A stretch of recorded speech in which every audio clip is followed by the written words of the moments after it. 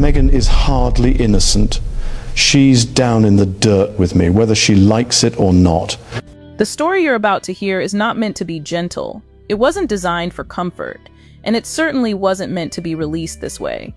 This is the kind of story powerful institutions hope stays buried forever, because once it's spoken out loud, it can't be taken back. For years, the public believed one version of events. A scandal here, a fairy tale there, a fall from grace, a fresh start. Clean lines, simple explanations. But behind palace walls, the truth was never simple. It was layered, controlled, and carefully rationed. Now that control is breaking. A man who lost everything. Prince Andrew is no longer willing to stay silent.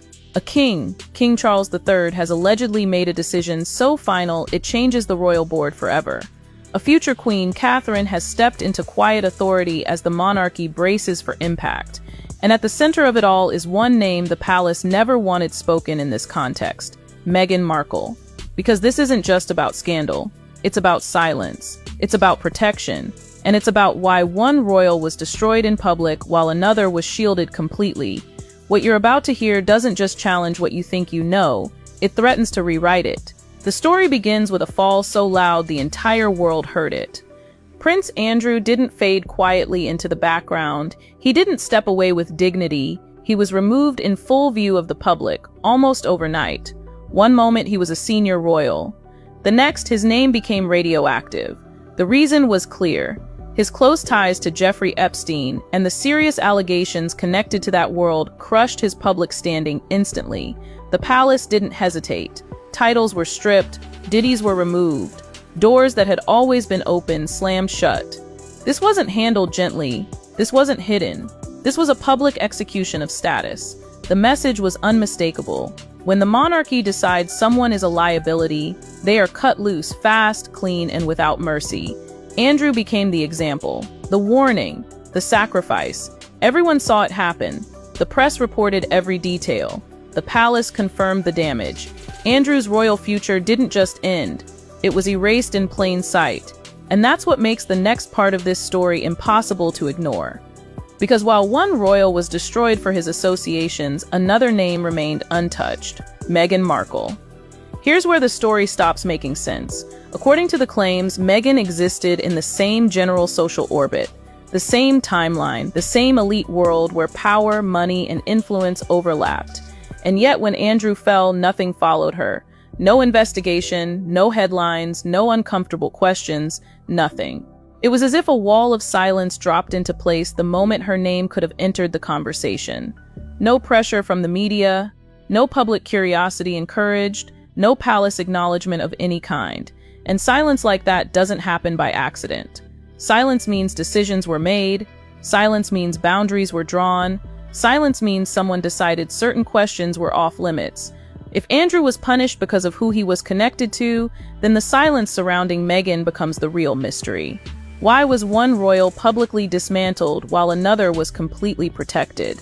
This wasn't neutrality, it was control. And once you notice that silence, you can't unsee it. Because silence doesn't erase history, it hides it. Then comes the claim that changes everything. According to sources referenced in the story, Meghan didn't enter the royal world as a stranger. She wasn't an outsider stepping into a foreign system for the first time. She allegedly already knew Prince Andrew long before she ever met Prince Harry. Not a distant greeting, not a brief encounter, but a personal connection. Andrew allegedly confided to people close to him that he had known Meghan years earlier and that their relationship was far more familiar than the public was ever told. If that claim is true, it rewrites the narrative entirely, because it would mean Meghan wasn't walking into royalty blind. She wasn't learning the system from scratch. She was already connected to it, already touching the edges of a powerful, protected world. And that raises questions the palace never answered. How did they meet? How close were they really? Why was this never acknowledged, especially when Andrew's scandal exploded? If Andrew fell because of his past associations and Meghan shared a personal history with him, then the silence around her becomes impossible to defend. Someone somewhere decided that this chapter of her past was too dangerous to examine, so it was sealed. No explanations, no clarifications, no official denial, just quiet. And that quiet is exactly where this story starts to turn dark. because once you accept that this relationship may have existed, everything that follows stops looking random and starts looking deliberate. And that's only the beginning. Once you step past the silence, the story doesn't jump forward, it goes sideways into places most people never see. Because in stories like this, places matter. One name becomes important here: Karina Shuliak. She publicly stated that the only time she ever traveled on private planes or yachts were when she was with Jeffrey Epstein. Those trips weren't casual vacations, they were controlled environments, private worlds, closed circles. That detail matters because in 2014, photographs surfaced showing Meghan Markle on a private yacht, not a public cruise, not a charity event, a private yacht, the kind of setting that requires invitation, access, and trust. On its own, a photo means nothing, but stories like this aren't built on single moments. They're built on patterns. And when you place that yacht image into the same timeline as Andrew's world, Epstein's orbit, and elite private environments, it stops feeling random. It starts feeling connected. This isn't about accusations. It's about proximity. Because proximity answers a simple question: who was allowed inside? And once someone is inside those spaces, they're no longer an outsider looking in. They're standing in the room. The yacht becomes more than a photo. It becomes a doorway. A doorway into a chapter of Meghan's life that was never explained, never questioned, and never addressed publicly. And the deeper you look at that doorway, the clearer one thing becomes. She wasn't standing near the storm, she was standing inside it. Then the story moves from proximity to procedure. At the center of Prince Andrew's collapse was Virginia Roberts-Giuffre. She wasn't a commentator, she wasn't an observer. She was the person whose allegations carried the weight that brought Andrew's world crashing down. According to the claims outlined in this story, Virginia didn't just want powerful men questioned. She allegedly wanted Meghan Markle called as a witness.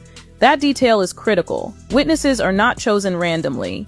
They are chosen because someone believes they may know something, because they were close enough to see, hear, or understand parts of a world others never touched. The reasoning was simple. If Meghan had a personal history with Andrew before Harry, then she may have been present in environments that later came under scrutiny.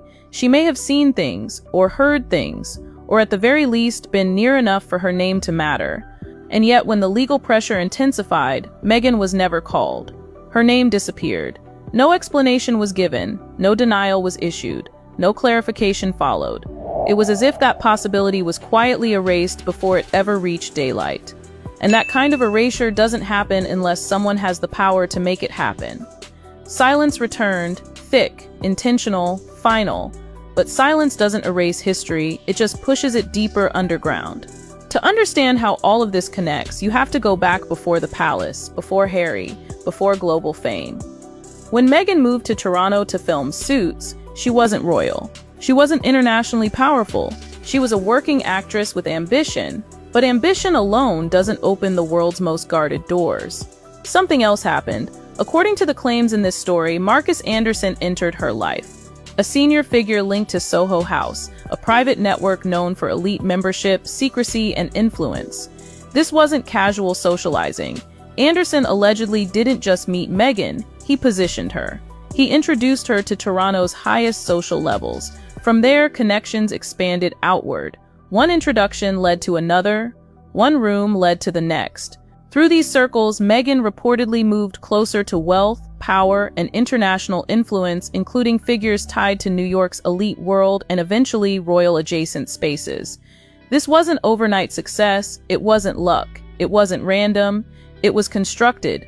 By the time Meghan's name ever crossed into Prince Harry's world, she had already navigated environments most people never enter.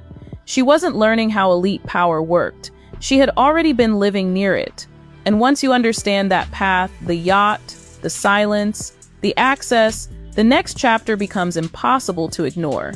Because according to the claims, Harry was not the first royal connection in her sights. And that's where this story turns from uncomfortable to explosive.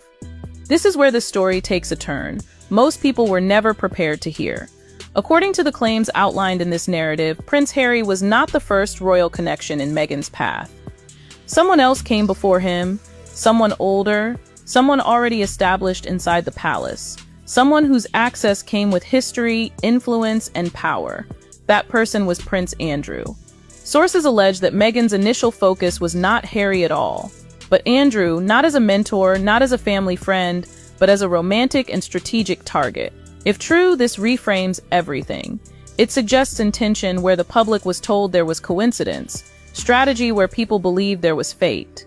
But there was a problem. Standing between Meghan and Andrew was one woman who knew his world better than anyone, Sarah Ferguson. Fergie wasn't just Andrew's ex-wife. She was his gatekeeper, his protector, the person who controlled access to his private space. And according to the claims, she blocked Meghan from getting close enough to Andrew for anything to progress further. That block forced a pivot. If Meghan couldn't reach Andrew, the path into the monarchy didn't disappear. It changed direction. And when an unexpected opportunity appeared in the form of a younger, more visible prince, everything shifted. Harry wasn't the plan. He was the opening. And once that door opened, it closed behind him forever. When Prince Harry married Meghan, he believed he had escaped the rigid machinery of royal life. He thought he had found honesty, loyalty, and someone who stood outside the system he had grown up trapped inside. At first, when warnings came from his family, he refused to listen. He defended Meghan. He cut off voices that raised concerns. He told himself the resistance was about jealousy, tradition, and control. But over time, the whispers didn't stop. According to the claims, Harry began hearing fragments of Meghan's past, connections he didn't know about, relationships that predated him, names that kept resurfacing. At first, he dismissed them, then he questioned them, and finally, he accepted them. That realization didn't come gently. Sources say Harry became distant, withdrawn, disgusted. He began to see the marriage differently, not as a love story, but as a transaction he never fully understood. If Meghan had once aimed for Andrew, if Harry had been the alternative path instead of the first choice, then love was no longer the foundation of the relationship. Usefulness was, and that realization shattered him. Isolated from his family, trapped far from home, living with questions that had no comforting answers. For Harry, this wasn't just scandal. It was betrayal, the kind that changes how a person sees their entire life. But while Harry struggled privately, the palace was acting quietly. From the outside, the silence around Meghan's past looked strange. From the inside, it was calculated. According to the claims, the palace had 3 fears, and any one of them could have brought the monarchy to its knees. The first was Harry. If the full truth became public, the emotional damage could have destroyed him completely. The monarchy did not want a prince collapsing in front of the world. The second was a second Epstein-level explosion. Andrew's scandal had already shaken public trust. If Meghan was shown to have even indirect ties to that same orbit, the fallout could have been far worse. 2 connected scandals would have suggested systemic failure, not isolated misconduct. The third fear was structural collapse. If the public discovered that Meghan allegedly had a prior personal connection to Andrew and was still allowed into the royal family, the palace would look reckless, incompetent, and incapable of protecting its own institution. So the decision was made. No investigations, no statements, no questions encouraged. Meghan was protected not necessarily because she was innocent, but because exposing her could burn the entire system down. Silence became survival. And for a while, it worked. Until one man decided he had nothing left to lose. Imagine losing everything. Your reputation, your titles, your future. Now imagine watching someone who allegedly shared your world, your circles, and your history walk away untouched. That is the position Prince Andrew is said to be in. According to the claims, Andrew is angry, bitter, tired of being the only one sacrificed. He believes he took the fall for a world others were also part of, and now he's ready to talk, not for justice, for revenge. Sources claim Andrew is not alone, that Sarah Ferguson is aligned with him, that others inside the family, including Princess Eugenie, may also know pieces of the truth the palace worked so hard to keep hidden. And at the center of it all is one buried reality, a truth that explains everything. Why the silence existed, why Meghan was protected, why Andrew was erased. If that truth comes out, Meghan doesn't just lose influence, she loses her public identity, her credibility, her royal chapter, and the monarchy itself could fracture under the weight of what it allowed to happen. Because this was never just a fairy tale marriage. According to the claims, it was infiltration. And when the man who lost everything finally speaks, The world won't just hear a confession, it will watch history rewrite itself in real time.